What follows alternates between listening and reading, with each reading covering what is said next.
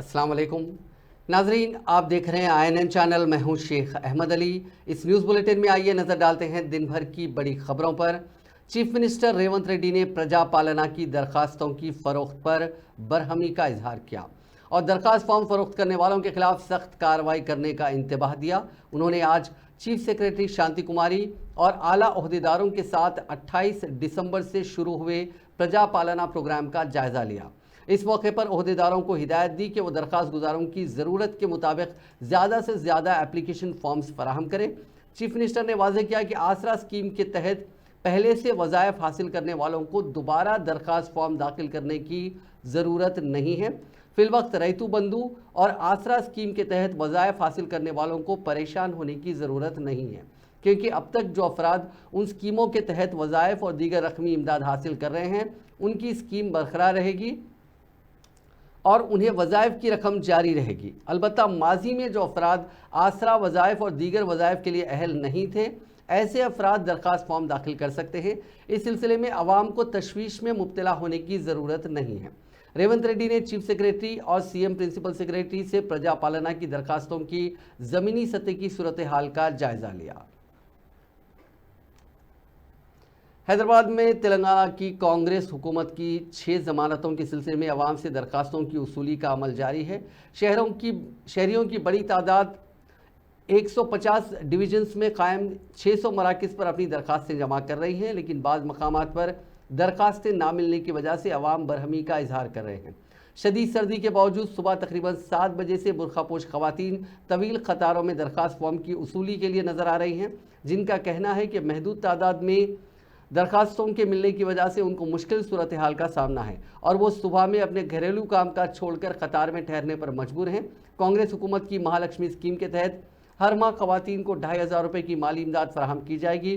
500 रुपये में gas cylinder दिया जाएगा। इंदिरमा मकानात स्कीम के तहत बेघर खानदान मुस्तफ़ीद हो सकते हैं। उन्हें मकान की तामीर के लिए 5 लाख रुपये तक मदद फराहम की जाएगी। इसके अलावा तेलंगाना के शहीद होने वालों और तेलंगाना तहरीक में हिस्सा लेने वालों को 250 मुरब्बा गज इम्काना अराजी भी इस स्कीम के तहत फराहम की जाएगी।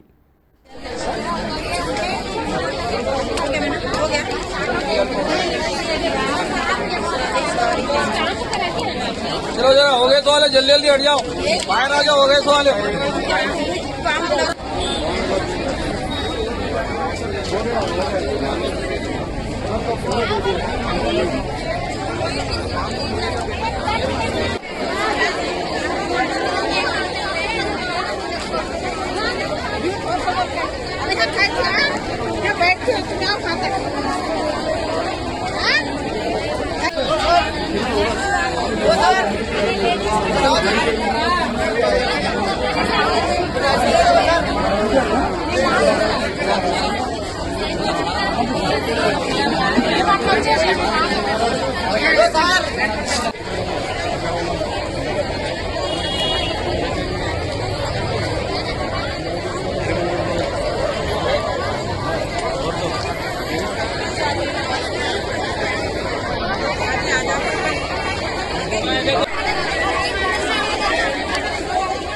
प्रजा पालना दरखास्त फॉर्म दाखिल करने के दौरान एक शख्स की मौत हो गई।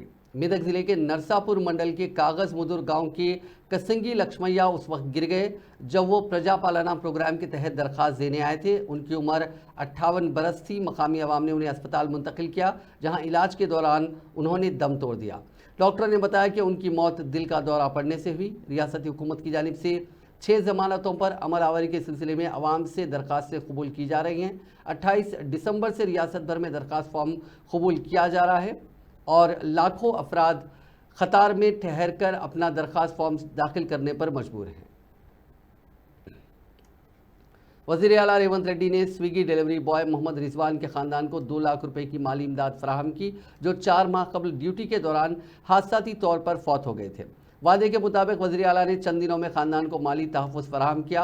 चीफ मिनिस्टर रिलीफ फंड से 2 लाख रुपए का चेक हफ्ते को सेक्रेटेरिएट में मुतासरा खानदान को पेश किया गया। इस महीने की 23 तारीख को नामपल्ली एग्जीबिशन ग्राउंड में कारकुनों के साथ एक मीटिंग हुई। इस मीटिंग में वज़ीर आला ने स्विगी बॉय मोहम्मद रिजवान के मामले का जिक्र किया, जो 4 माह कबल खाने की डिलीवरी के दौरान हादसाती तौर पर जाँ बहक हो गए थे। वज़ीर आला ने याद दिलाया कि उन्हें पिछली हुकूमत से तवक्को थी कि वो रिजवान के ख़ानदान की मदद के लिए कुछ करेगी, लेकिन बीआरएस हुकूमत की तरफ से कोई जवाब नहीं मिला। लवाहिकीन की तफसीलात जानने के बाद वज़ीर आला ने ओहदेदारों को चीफ मिनिस्टर रिलीफ फंड से 2 लाख रुपए खानदान को फराहम करने का हुक्म दिया। जीएचएमसी कमिश्नर रोनाल्ड रोज ने जीएचएमसी के तहत अभय हस्तम की दरखास्तों की उसूली मराकज़ का मुआयना किया। कमिश्नर ने कहा कि तमाम इंतजाम कर लिए गए हैं ताकि शहर की आवाम अभय हस्तम स्कीम के तहत दरखास्तें दे सके। 150 वार्ड के साथ साथ इजाफी 50 मराकज़ यानी जुमला 650 मराकज़ कायम किए गए हैं। एक मरकज़ में 4 काउंटर कायम हैं और दरखास्तें कबूल की जा रही हैं। कल तक 5,69,753 दरखास्तें मौसूल हो चुकी हैं। हमें उम्मीद है कि आज भी मज़ीद दरखास्तें मौसूल होंगी। चीफ मिनिस्टर रेवंत रेड्डी ने अपने काफिले को रोककर एम्बुलेंस को रास्ता फराहम किया जो एक मरीज को लेकर जा रहा था। ये वाक़या हैदराबाद शहर के जूबली हिल्स के केबीआर पार्क के पास पेश आया। बताया जाता है कि चीफ मिनिस्टर रेवंत रेड्डी आज अपनी क़यामगाह से सेक्रेटेरिएट जा रहे थे कि केबीआर पार्क के पास जैसे ही उनका काफिला पहुंचा, उन्होंने महसूस किया कि उनके काफिले के पीछे एक एम्बुलेंस आ रही है, जिस पर वो फौरी हरकत में आते हुए अपने अमले को हिदायत दी कि वो एम्बुलेंस को रास्ता दे, जिसके बायस एम्बुलेंस रुके बगैर ही आगे बढ़ गई। बाद चीफ मिनिस्टर का काफिला वहां से सेक्रेटेरिएट रवाना हुआ। चीफ मिनिस्टर रेवंत रेड्डी से साबिक डीएसपी नलिनी ने आज सेक्रेटेरिएट में मुलाकात की। इस मौके पर चीफ मिनिस्टर ने नलिनी से मुख्तलिफ उमूर पर तबादला ख्याल किया। वाज़ेह रहे कि चीफ मिनिस्टर का ओहदा संभालने के बाद पहली मरतबा महकमे पुलिस के आला ओहदेदारों के साथ मुनक़िदा एक इजलास में रेवंत रेड्डी ने तेलंगाना तहरीक के दौरान रियासत के मुतालबे में डीएसपी के ओहदे से मुस्तफ़ी होने वाली नलिनी को दोबारा मुलाजमत फराहम करने का मशवरा दिया था। ताहम उस वक्त इजलास में मौजूद बाद सीनियर ओहदेदारों ने चीफ मिनिस्टर को बताया था कि नलिनी को दोबारा डीएसपी के ओहदे पर फायज करने का कानून गुंजाइश नहीं देता, जिस पर चीफ मिनिस्टर ने ओहदेदारों को मशवरा दिया था कि वो डीएसपी दर्जे के किसी दूसरे ओहदे को फराहम करने के इक़दाम करें और इस सिलसिले में नलिनी की राय हासिल करने और उनसे मुलाकात करने का मशवरा दिया था। समझा जाता है कि चीफ मिनिस्टर की ख्वाहिश पर नलिनी आज सेक्रेटेरिएट पहुंचकर रेवंत रेड्डी से मुलाकात की। तेलुगु फिल्मों के मशहूर अदाकार नागार्जुना ने तेलंगाना के वज़ीर आला रेवंत रेड्डी से मुलाकात की। आज सुबह नागार्जुना अपनी अहलिया अमला के साथ रेवंत रेड्डी से मुलाकात के लिए पहुंचे। ज़राए के मुताबिक शहर हैदराबाद की जुबली हिल्स इलाके में वज़ीर आला की क़यामगाह पर हुई इस खैर सुगाली मुलाकात के मौके पर अदाकार ने रेवंत रेड्डी को वज़ीर आला का ओहदा संभालने पर मुबारकबाद पेश की और नेक तमन्नाओं का इजहार किया। डिप्टी चीफ मिनिस्टर मल्लू भट्टी विक्रमार्का ने इल्ज़ाम लगाया कि बीआरएस की पेशरफ हुकूमत ने हर महकमे को मखरूज बनाकर रख दिया। ख़ास तौर पर महकमा बरक़ी काफ़ी मखरूज हो गया है। उन्होंने कहा कि बरक़ी की खरीदी के लिए भारी खर्च लिया गया था। मौजूदा तौर पर बरक़ी की खरीदारी पर 59,580 करोड़ रुपए के बकाया जात हो गए हैं। डिप्टी चीफ मिनिस्टर ने आज भद्रादरी थर्मल पावर स्टेशन और यादद्री पावर स्टेशन की कारकर्दगी पर एक जायज़ा इजलास मुनक़िद किया। ये इजलास भद्राचलम में मुनक़िद हुआ। बादशाह मीडिया से बात करते हुए भट्टी विक्रमार्का ने कहा कि पेशरफ हुकूमत ने हर महकमे के लिए कर्ज हासिल किया था। भद्रादरी थर्मल पावर स्टेशन और यादद्री थर्मल पावर स्टेशन की तामीर के जरिए भारी कर्ज हासिल करते हुए रियासत को ख़तरनाक सूरत हाल से दो चार किया गया। इसीलिए मौजूदा हुकूमत ने वाइट पेपर असेंबली में जारी करते हुए अवाम को हक़ाइक़ से वाकिफ़ करवाने के इक़दाम किए। रियासती वज़ीर श्रीधर बाबू ने बताया कि 1 जनवरी से हैदराबाद में कुल-हिंद सनती नुमाइश का आगाज़ होगा। उन्होंने आज मीडिया से बातचीत की। रियासती वज़ीर ने बताया कि नुमाइश के लिए तमाम तर इंतज़ामात मुकम्मल कर लिए गए हैं। चीफ मिनिस्टर रेवंत रेड्डी नुमाइश का इफ्तिताह करेंगे। नुमाइश में इस मरतबा 2400 से ज़ायद स्टॉल्स कायम रहेंगे। उन्होंने नुमाइश आने वालों को मास्क लगाने का मशवरा दिया और कहा कि नुमाइश ग्राउंड में किसी भी तरह के नाखुशगवार वाक़े से निपटने के लिए तमाम तर इंतज़ामात किए गए हैं। नुमाइश के पेश नज़र आरटीसी की खुसूसी बसें भी चलाई जाएंगी और मेट्रो ट्रेन के औकात में भी तब्दीली की जाएगी।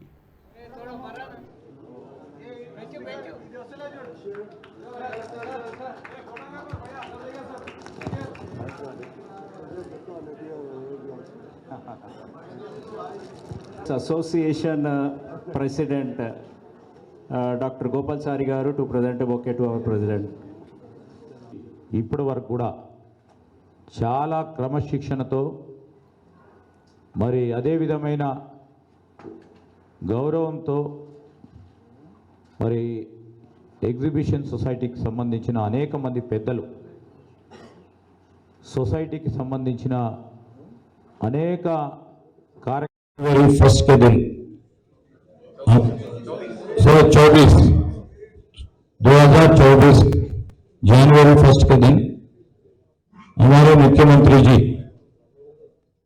रेवंत रेड्डी जी ने कबूल करिए ये एग्जीबिशन सोसाइटी इनॉग्रेशन करने के लिए। और एग्जीबिशन सोसाइटी के बारे में आप सबको मालूम है, हमारे से ज्यादा मालूम है, ये हमारे शान है। और जो नुमाइश होने वाले हैं ये हैदराबाद सिकंदराबाद के लोगों को शान है। ये शान कभी भी शान रहेंगे। हमारी सरकार में नया सरकार बनी हुई है, ये हमारी सरकार भी नुमाइश को 80 साल से ये नुमाइश चल रही है। जो जनवरी 1 से चलाने ये नुमाइश को भी हर हमारे सोसाइटी जो ऑर्गेनाइजिंग कमेटी मेंबर्स है, जो हमारे वाइस प्रेसिडेंट है, सेक्रेटरी है और सोसाइटी एक तरफ और उस्मानिया ग्रेजुएट्स एसोसिएशन के और दूसरी तरफ सब जने मिलके और बहुत सारे कमिटीज इस पे काम पे लगा हुआ है। ये सक्सेसफुल करने के लिए आप सब लोगों की मदद चाहते हैं और आम जनता को भी हम कहना चाहते हैं यहाँ पर मेट्रो रेल स्पेशल ट्रेन्स भी हैदराबाद मेट्रो रेल्स वहां भी अरेंज कर रहे हैं। और जो जो जिन्होंने सब कॉर्नर से तेलंगाना से और यहाँ से भी हैदराबाद सिकंदराबाद से आते सब फैसिलिटीज यहाँ पर मिलेंगे। यहाँ पर सबकी तरफ से हमारे एग्जीबिशन सोसाइटी की तरफ से यहाँ हमारे आम जनता को भी मैं यही कहना चाहता हूँ, आप लोग आओ, ये नुमाइश में पार्टिसिपेट करो, नुमाइश को सक्सेसफुल करो। और जिन लोग एग्जीबिटर्स हैं बहुत सारे लोग यहाँ का नहीं, खाली हैदराबाद सिकंदराबाद तेलंगाना का नहीं, पूरे भारत से एग्जीबिटर्स यहाँ पर आएंगे। हजारों लोग यहाँ पर एग्जीबिटर्स आएंगे। वो एग्जीबिटर्स अब एक ही जगह पे रहेंगे। इसके वास्ते आप सब लोगों को मालूम है, हर साल हर कोने से यहाँ पर लाखों जनता यहाँ पर आएगी। इस साल भी बहुत सारे लोग यहाँ पर आएगी। वो ख्याल में रखते हुए हमारे सोसाइटी के बुजुर्ग और सोसाइटी में जो एक्सपीरियंस्ड है। वजीर ट्रांसपोर्ट पूनम प्रभाकर ने आज आरटीसी की 80 नई बसों को झंडी दिखाकर इफ्तिताह किया। इस मौके पर मुनक्कदा तकरीब से खिताब करते हुए उन्होंने कहा कि रियासती हुकूमत खवातीन की बहबूद को तरजीह देगी। वजीर मौसूफ ने शहर हैदराबाद के NTR मार्ग पर अम्बेडकर मुजस्समे के करीब आरटीसी की नई बसों को हरी झंडी दिखाई। वजीर मौसूफ ने कहा कि इस बात को यकीनी बनाने के लिए तमाम इक़दाम किए गए हैं कि खवातीन को सफ़र में किसी किस्म की मुश्किलात का सामना ना करना पड़े। उन्होंने कहा कि महालक्ष्मी स्कीम के तहत खवातीन की जानिब से मुफ्त सफ़र की सहूलत से इस्तिफ़ादे से बढ़ती हुई ट्रैफिक को कम करने के लिए नई बसें खरीदी गई। उन्होंने कहा कि मुस्तक़बिल में आरटीसी मज़ीद रियायतें फराहम करेंगी। नई बसों में 30 एक्सप्रेस, 30 राजधानी AC और 20 लिहारी स्लीपर कम सीटर नॉन AC बसें शामिल हैं।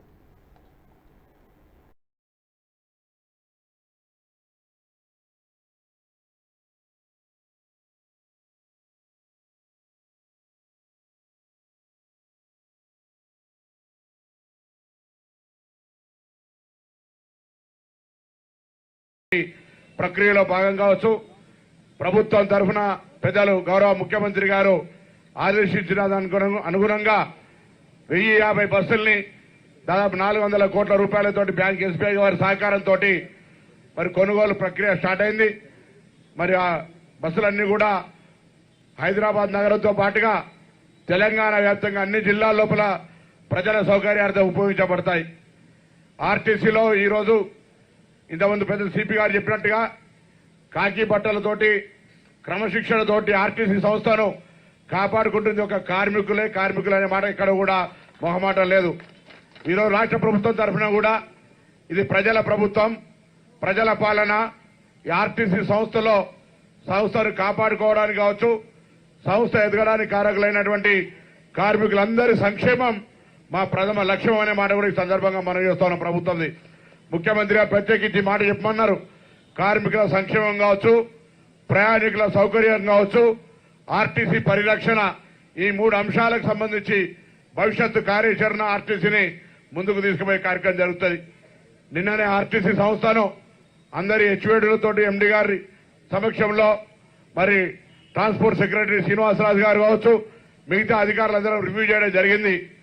గతంలో గత ప్రభుత్వాల వారసత్వంగా వచ్చినటువంటి కొన్ని అంశాలను మరి వాటిని అధిగమించడానికి సమయం పట్టినప్పటికీ కూడా అందులో కొన్ని కార్మిక సంక్షేమానికి సంబంధించిన నిర్ణయాలు, గతంలో చెల్లించాల్సినటువంటి బకాయిలు, వాటిని కూడా వీలైనంత వరకు అంటే ఆఖరికి ప్రావిడెంట్ ఫండ్తో పాటుగా మీ యొక్క సెస్కి సంబంధించినటువంటి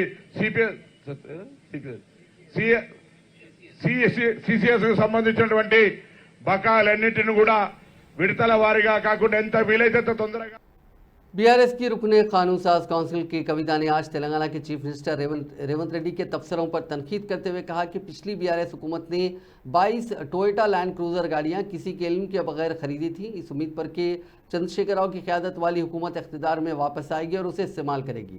वरंगल में मीडिया से बात करते हुए कविता ने कहा कि एक वज़ीर आला और दीगर VIPs के हिफाजती इंतजाम पुलिस और दीगर सिक्योरिटी एजेंसियां करती हैं और उन उमूर में सियासतदानों का कोई किरदार नहीं होता। चीफ मिनिस्टर रेवंत रेड्डी के KCR पर आयद करदा इल्ज़ाम पर उन्होंने अवाम के पैसे का गलत इस्तेमाल किया। कविता ने कहा कि रेवंत रेड्डी ओछी सियासत पर उतर आए हैं। उन्होंने कहा कि किसी भी वज़ीर आला के प्रोटोकॉल का फैसला सिक्योरिटी विंग, इंटेलिजेंस और पुलिस करती है। इसमें सियासतदानों का कोई अमल दखल नहीं होता।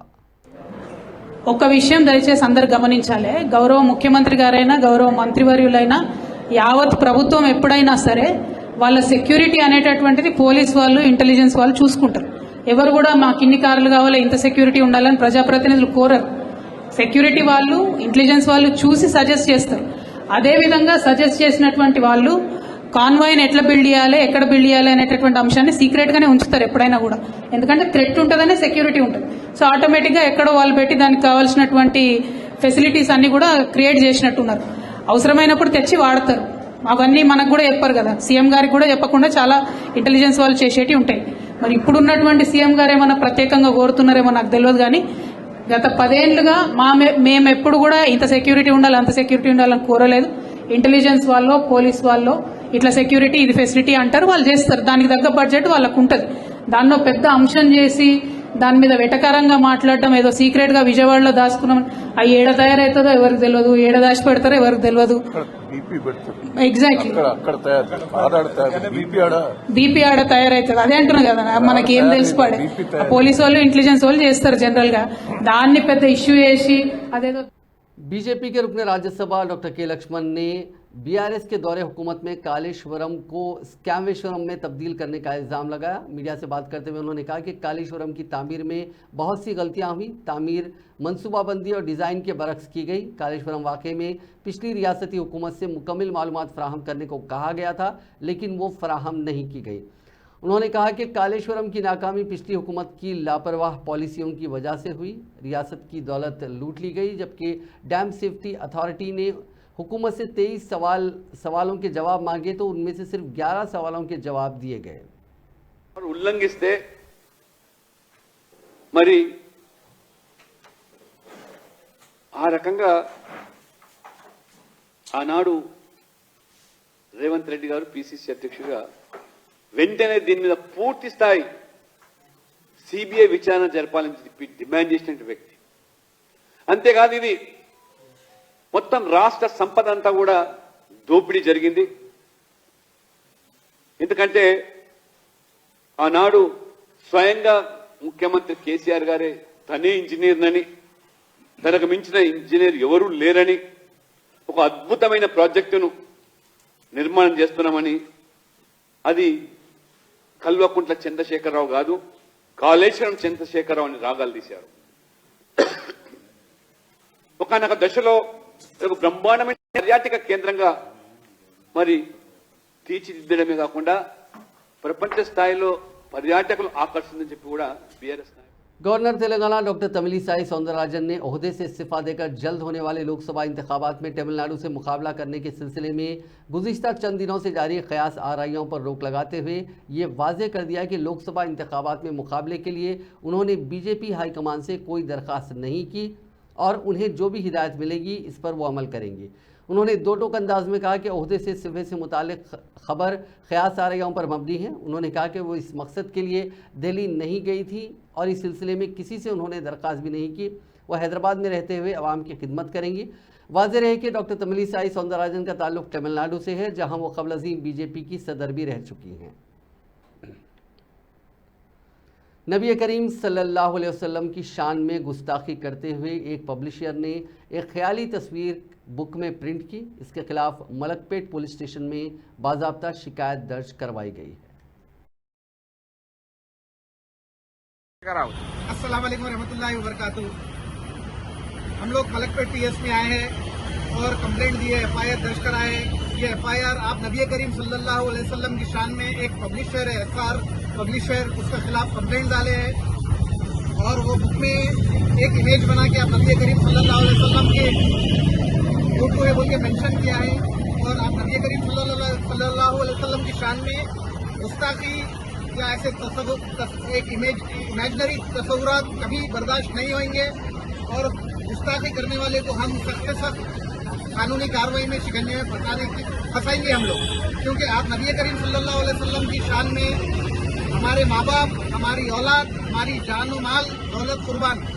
क्योंकि आप सबसे गुजारिश है, ये एक एसआर पब्लिशर बोल के 5th क्लास की बुक है, उसके अंदर जो है ये इमेज डाला गया है। अगर आप किसी लोग को घरों में बुक है, बच्चे पढ़ रहे हैं, कहीं भी स्कूलों में, स्कूल से बच्चे घर को आते हैं, बुक्स पढ़ते हैं, माँ बाप देखते हैं, क्योंकि बच्चों को उतना सेंस नहीं होता है।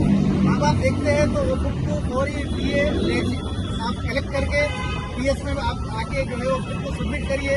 हो सका तो अपना एहतजाजी एक कंप्लेंट दर्ज कराइए। अस्सलाम वालेकुम, मेरा नाम आजाद सिस्ती है, मैं एडवोकेट हूँ। ये जो बुक है एंड्रॉइड मिशन हाई स्कूल में मिली है, ये बुक जो शांतिपुर में है और ये बुक का डिस्ट्रीब्यूटर जो है रॉयल बुक डिस्ट्रीब्यूटर। वरंगल के एमजीएम सुपर स्पेशलिटी अस्पताल में मरीजों को तकरीबन 2 घंटे तक मुश्किल सूरत हाल का सामना करना पड़ा, क्योंकि इस अहम अस्पताल में तकरीबन 2 घंटे तक बिजली की सप्लाई न होने से तारीकी रही और डॉक्टर्स मोबाइल फ़ोन की रोशनी में मरीजों के इलाज के लिए मजबूर हो गए। अस्पताल के इमरजेंसी डिपार्टमेंट के एएमसी के करीब बंदरों ने बिजली के खंभों के तारों पर उछल कूद की, जिससे तारों ने एक दूसरे को छू लिया और उससे चिंगारियां निकलने लगी।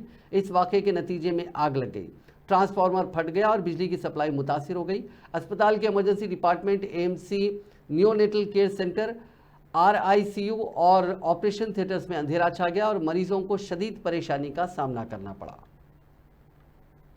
नए साल के पेश नज़र 31 दिसंबर की रात हैदराबाद में मेट्रो सर्विसेज के औकात में इजाफा किया गया है। मेट्रो के एमडी के मुताबिक इतवार की रात 12:15 तक मेट्रो ट्रेन की खिदमत दस्तियाब रहेंगी। आखिरी मेट्रो ट्रेन 12:15 पर रवाना होगी और 1 बजे मंजिल पर पहुंचेगी। मेट्रो रेलवे स्टेशन पर पुलिस की जानिब से नज़र रखी जाएगी। उन स्टेशनों में शराब पीकर आने वालों और गलत बर्ताव इख्तियार करने वालों के खिलाफ कार्रवाई की जाएगी। उन्होंने मुसाफिरीन से सहूलत से इस्तिफादे की ख्वाहिश की। डायरेक्टर तिब्बी तालीम तेलंगाना डॉक्टर त्रिवेणी ने कहा कि कोविड की नई शक्ल झैली शक्ल J1 से खौफजदा होने की ज़रूरत नहीं है। उन्होंने जोर देते हुए कहा कि ओमिक्रॉन कम मौसर था और अब इसका एक सब वेरिएंट JN1 भी कम मौसर है। JN1 से मुतासिर होने वालों को माजी की तरह ऑक्सीजन इमरजेंसी की ज़रूरत नहीं होगी, ताहम इमरजेंसी की सूरत में ऑक्सीजन तैयार रखा गया है। इसी दौरान वरंगल ज़िले के एमजीएम अस्पताल में 6 बच्चों के कोरोना से मुस्बित होने की इत्तलात मिली है। बच्चों के मुतासिर होने के बाद एमजीएम अस्पताल के वार्ड में 20 खुसूसी बेड्स बच्चों के लिए कायम किए गए हैं और वहां उनका इलाज किया जा रहा है। ऑनलाइन गेम्स खेलते हुए मखरूज हो जाने वाले नौजवान ने मकानात में चोरी की वारदातें अंजाम दी थीं और उसे गिरफ्तार कर लिया गया। यह वाक़या हैदराबाद के बोरावंडा पुलिस स्टेशन के हुदूद में पेश आया। एसीपी वेंकटेश्वर राव ने बताया कि बोरावंडा पुलिस स्टेशन के हुदूद में हाल ही में सरखे की 4 वारदातें रौनुमा हुई। सीसीएस और बोरावंडा क्राइम टीम ने तहकीकात का आगाज़ करते हुए मुलजिम को गिरफ्तार किया, जिसकी शिनाख्त 21 साला मणिकंठा के तौर पर की गई और वह आंध्र प्रदेश का रहने वाला बताया गया। मुलजिम उस वक्त BS मक्ता में रहते हुए पंजागुट्टी के एक मॉल में काम कर रहा था। ऑनलाइन बेटिंग गेम्स मुसलसिल खेलते हुए वो मखरूज हो गया था। उसने खर्च की रकम अदा करने के लिए चोरी की वारदातें अंजाम दी। पुलिस ने मुलजिम के पास से 54 ग्राम सोना बरामद कर लिया। నిన్న మన బోరబండ క్రైమ్ పార్టీ డిఏ గారి ఆధ్వర్యంలో మరియు CCS క్రైమ్ టీం ఇద్దరు కలిసి కోఆర్డినేషన్ చేసి మణికంఠ అనే ఒక ముద్దాయిని పట్టుకోవడం జరిగింది. అతన్ని అనుమానాస్పదంగా తిరుగుతూ ఉంటే పట్టుకోవడం జరిగింది. పట్టుకొని అతన్ని ఇంటరాగేట్ చేస్తే అతను ఆ పేరు అయ్యింది మణికంఠ, కొల్లిపాక మణికంఠ అని చెప్పడం జరిగింది. అతని తండ్రి పేరు నాగేశ్వరరావు, వయసు 21. ఇతను PVR cinema hall box office దగ్గర టికెట్స్ ఇష్యూయింగ్ డ్యూటీ ఉంటుంది. అతను is native of Gandepalli mandal, east Godavari district, Mallepally village. इतना हैदराबाद వచ్చి MS मक्ताना। शमशाबाद में 3 अफराद को गिरफ्तार किया गया जो गांजे की मुंतकली की कोशिश कर रहे थे। शमशाबाद आबकारी पुलिस ने गगन पहाड़ इलाके के करीब गाड़ियों की तलाशी के दौरान बाइक पर इस ममनुआ शय को मुंतकिल करने वाले उत्तर प्रदेश के अजय नामी शख्स को गिरफ्तार किया। उसके पास से 3 लाख रुपए मालियत का 2 किलो 700 ग्राम गांजा बाइक जब्त कर ली गई। इसके साथियों अनिल खलील को भी पुलिस ने हिरासत में ले लिया। ఈరోజు ఉదయం 5:30 గంటలకు 1 స్టోన్ మార్బుల్ స్టోర్ దగ్గర ఉదయం మాకు ఇన్ఫర్మేషన్, మాకున్న సమాచారం మేరకు రూట్ వాచ్ నిర్వహిస్తూ ఉంటే ఒక ఎక్స్ట్రీమ్ RX 200 అనే వెహికల్ మీద 3 వ్యక్తులు అనుమానాస్పదంగా ఆ ప్రాంతానికి వచ్చారు. వారిని ఆపి, అంటే ఆ వెహికల్పై ఓ బ్యాగ్ ఉంది, వారిని ఆపి ఆ బ్యాగు సెర్చ్ చేసినాము. అందులో 2.7 అంటే 2 కిలోల 700 గ్రాముల ఎండు గంజాయి ఉన్నది. అటు గంజాయిని, వెహికల్ను, 2 మొబైల్ ఫోన్లను, 3 ముద్దాయిలను స్వాధీనంలో తీసుకోవడం జరిగింది. तिरुमला में एक मरतबा फिर तेंदुए और रीछ की मौजूदगी से दर्शन के लिए आने वाले श्रद्धालुओं में खौफ पाया जाता है। अलीपरी जाने के रास्ते में ये जंगली जानवर वहां लगाए गए ट्रैप कैमरे में नजर आए। उनकी तस्वीर के आम होते ही श्रद्धालुओं में खौफ देखा गया। कबलजी अलीपरी इलाके में 6 तेंदुए देखे गए थे। एक तेंदुआ श्रद्धालुओं के साथ पहुंची लड़की को उठाकर भी ले गया था। आंध्र प्रदेश के गुंटूर जिले में हफ्ते की सुबह एक 6 साला बच्चे पर आवारा कुत्तों ने हमला कर दिया। काम के मुताबिक ये वाकया उस वक्त पेश आया जब लड़का, जिसकी शिनाख्त कार्तिका के तौर पर की गई, जिले के संपत नगर शिव मंदिर इलाके के करीब कराटे क्लासेस में जा रहा था। इस वाकये की एक वीडियो सोशल मीडिया पर गर्दिश कर रही है जिसमें 5 कुत्तों को भौंकते और लड़के पर हमला करते देखा जा सकता है और लड़का उन कुत्तों से भागने की कोशिश करता है। चंद सेकंड बाद वहां से गुजरने वाले एक मोटरसाइकिल सवार ने मुदाखलत की और लड़के को बचाने में कामयाब रहा।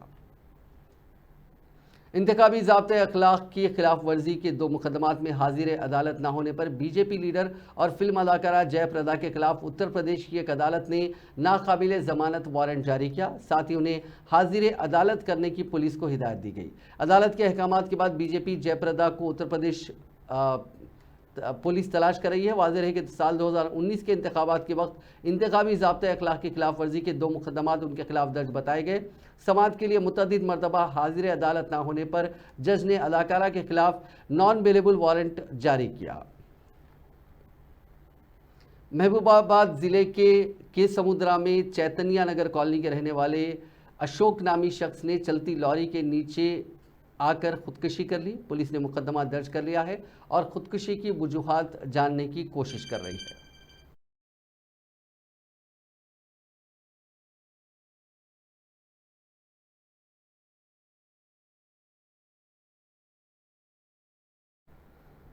दोनों तेलुगु रियासतें तेलंगाना और आंध्र प्रदेश शदीद सर्दी की लपेट में हैं। जनूबी हिंद की उन रियासतों में दर्जे हरारत में रोज़ बरोज़ गिरावट होती जा रही है। बेशतर मकामात पर सड़कों पर बड़े पैमाने पर कोहर देखा जा रहा है। महकमा मौसमियात ने छोटे बच्चों, ज़ईफ़ अफराद और हामिला ख़वातीन को एहतियात का मशवरा दिया है। सुबह तकरीबन 9 बजे तक भी सड़कों पर कोहर देखी जा रही है। कोहर की वजह से शहर हैदराबाद के शमशाबाद एयरपोर्ट पर तैयारों की आमद व रफ्त भी मुतासिर होने की इत्तला मिली है।